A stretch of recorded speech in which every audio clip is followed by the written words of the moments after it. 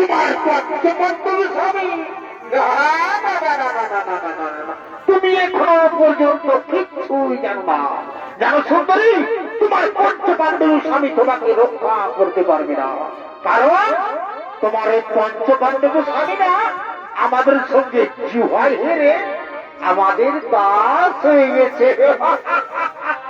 জানো সুন্দরী, তোমার এই পঞ্চপাণ্ডব স্বামী আর কি করেছে? তোমার এই পঞ্চপাণ্ডব স্বামীরা আমাদের সঙ্গে জুহাই তোমাকেও হেরে গেছে। হেরে গেছে।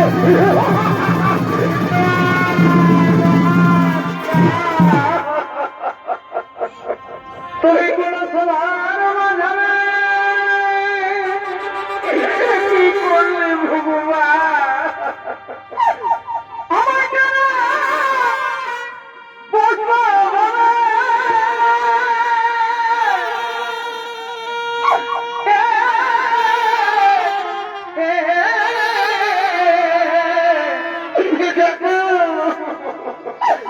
এই কুলাঙ্গার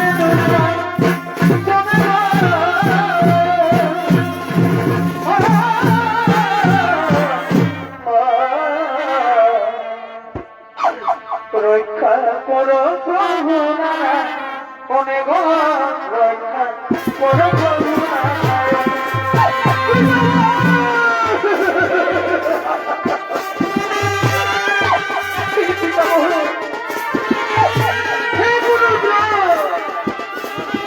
আমি কি অপরাধ করেছিলাম? আমি কি অপরাধ করেছিলাম যে আমি পূর্ণ সভাবাদী আমাকে উপমান করা হচ্ছে? কিন্তু কেন কেন কেন কোন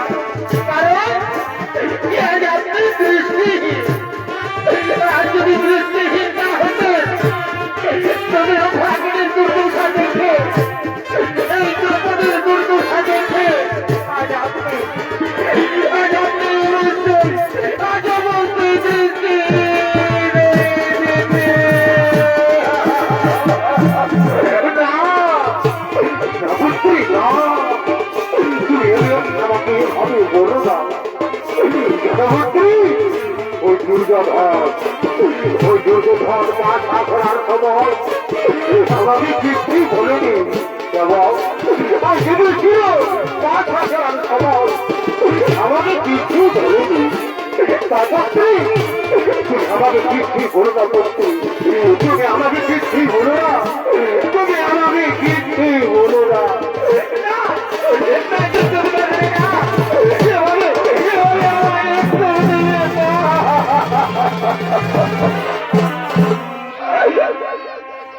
আমি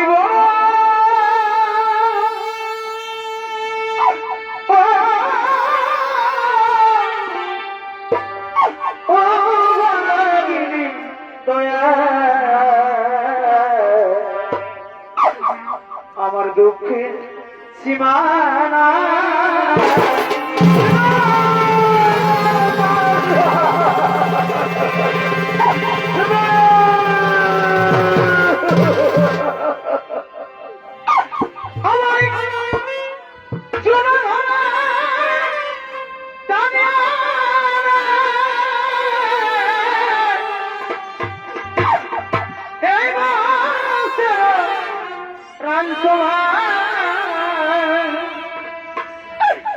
আমি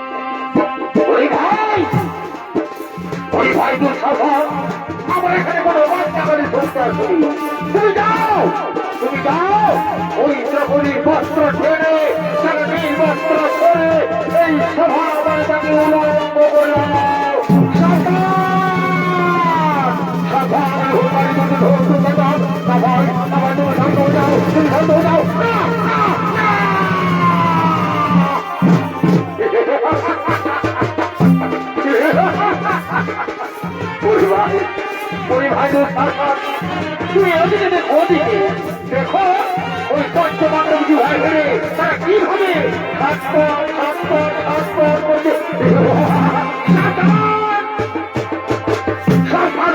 করতে ধ্বংস আমি তোমাদের পার করে সাবধান করেছি আমি তোমাদের পার করে সাবধান করেছি এই সতীর বাড়ি হাত আমি ভেঙে দেবো শত মুখে বড় কথা আরো বলে দিন হাত ভেঙে দেবে এই দুর্যোধনের আরে দুঃসাহস করে তুমি হাত ভাঙবি তোমার বাহু চলে করেছে তাই না আর কি বলছো ভীম সতী তোমাদের স্ত্রীকে তোমরা সতী বলছো তুমি এখনো পর্যন্ত কিচ্ছু জানো না শোনো ভীম সতী কাকে বলে তা বোধ হয় তোমরা জানো না যে নারী পাত্র স্ত্রী হয়ে থাকে সেই নারীকে কোনোদিন সতী বলা যায় না তাকে কি বলে জানো তাকে চরিত্রহীন নারী বলে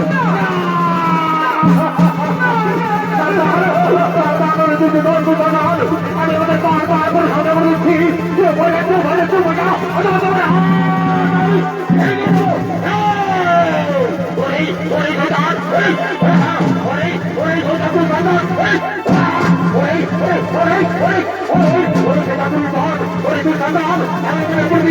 আমার দাদা যদি আমাকে প্রবেশ করো এই রাত সবাই করে দেবে হাতে বেড়াও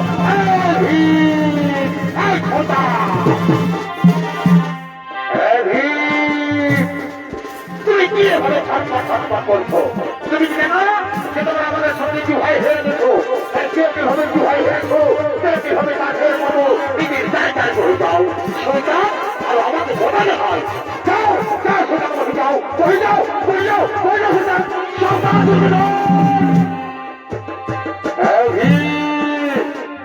তুমি কি এভাবে ছটপট করছো তুমি কি জানো না যে তোমার আমাদের সঙ্গে জুহাই হয়ে গেছো কিভাবে জুহাই হয়েছো কিভাবে কাঠের মতো নিজের জায়গায় করে যাও সোজা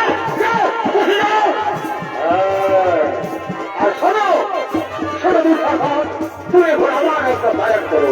তুমি যাও এই দ্রৌপদীর বস্ত্র কিনে তাকে নির্বস্ত্র করে এই সভা বাড়িটাকে উলঙ্গ করে দাও। ওরে ওরে ভীম, তোমাকে আমি বারবার বলছি, ওরে সোজান, ওরে গোজান, ওরে ওরে না ভাই,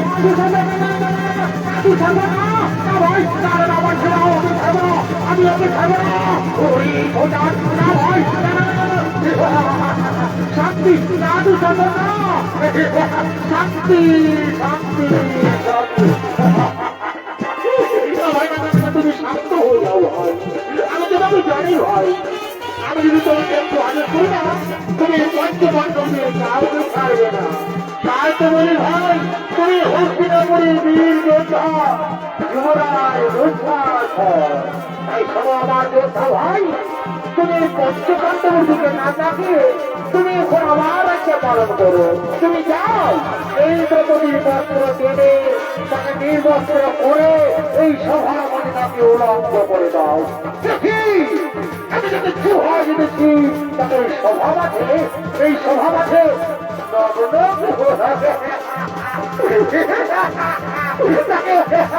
তাকে উলঙ্গ করে দাও, তাকে উলঙ্গ করে দাও।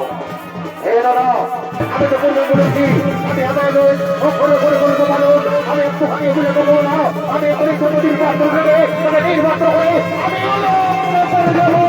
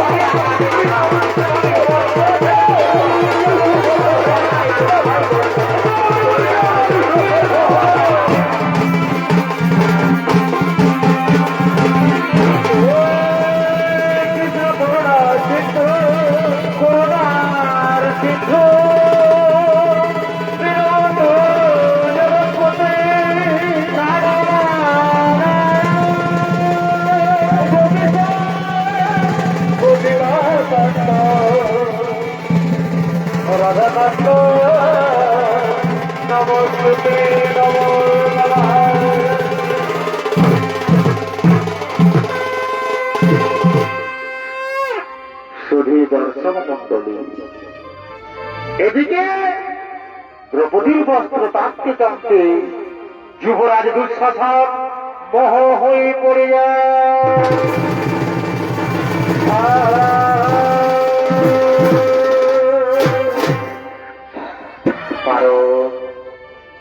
সত্য যুগে একদিন গর্গমণি গঙ্গার জলে স্নান করছিল। এমন সময় সে গর্গমণি গঙ্গার জলে স্নান করতে করতে তার গায়ের বস্ত্র জলের মধ্যে ভেসে যায়। সেই সময় গর্গমণি সে জলের মধ্যে উলঙ্গ অবস্থায় দাঁড়িয়ে রয়েছিল। তার বাঁচার কোন উপায় ছিল না। সে লজ্জায় সে অপমানে কিছুতেই জলের থেকে উঠতে পারেনি। কিন্তু ভগবানের লীলা, এমন সময় সেখানে দ্রৌপদী উপস্থিত হয়। সেখানে দ্রৌপদী বলছে, দেখতে পাই যে গর্গমণি জলের মধ্যে উলঙ্গ অবস্থায় দাঁড়িয়ে রয়েছে। সেই সময় দ্রৌপদী নিজে তার একটা বস্ত্র দিয়ে সেই গর্গমণিকে জলের থেকে উদ্ধার করেছিলেন। সেই সময় গর্গমণি এই দ্রৌপদীকে প্রাণ ধরে আশীর্বাদ দিয়েছিলেন। তাই শনিবার সমন্ডলী, তাই সেই গর্ভবতীর আশীর্বাদে আজ স্বয়ং নারায়ণ এসে, আজ সেই কৃষ্ণ ভগবান এসে দ্রৌপদীকে বস্ত্র দিয়ে তার লজ্জা নিবারণ করেছে।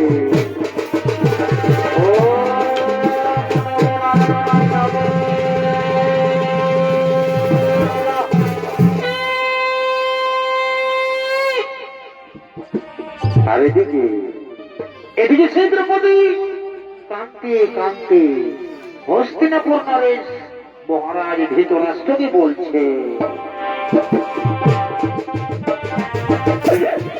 হস্তিনাপুর